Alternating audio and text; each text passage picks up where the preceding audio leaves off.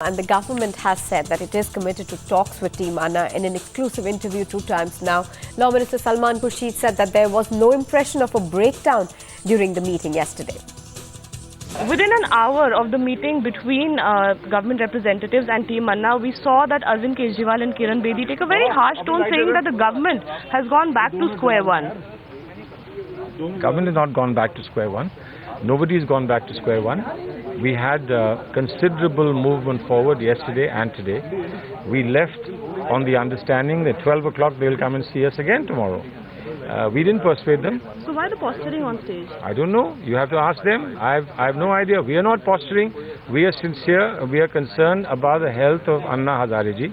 We have initiated this dialogue because we felt that the normal course that would be run by legislation to come to Parliament and get passed, with or without improvements, would be several weeks, even if we hastened it.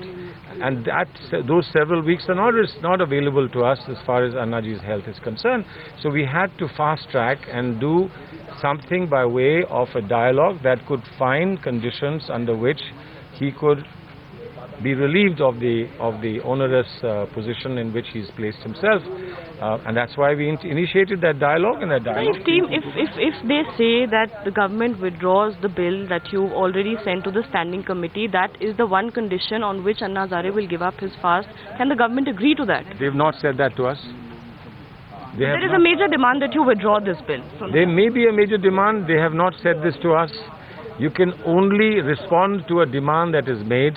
This has not been said to us. They have not said it in the meeting that you withdraw. They have said, please introduce the Jan Lokpal bill. For which you'll have to withdraw the government version. You don't have to withdraw. Two bills on the same You don't have to withdraw. You can have 2 bills on the same issue. It's an unusual practice, but it is a practice under Rule 67, which has, because of the exemption that the Speaker can give, which has been done before, it can be done again. That's not a problem. Which means you're open to introducing the Jan Lokpal bill. That's what I said. We are not, because all members of Parliament and all leaders of the different parties told us today, no question.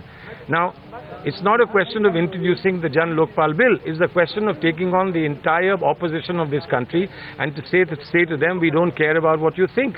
Now, I don't think that would be sensible political parliamentary protocol. So you feel that whatever you decide on the negotiating table with them can be incorporated through the changes that the standing committee suggests.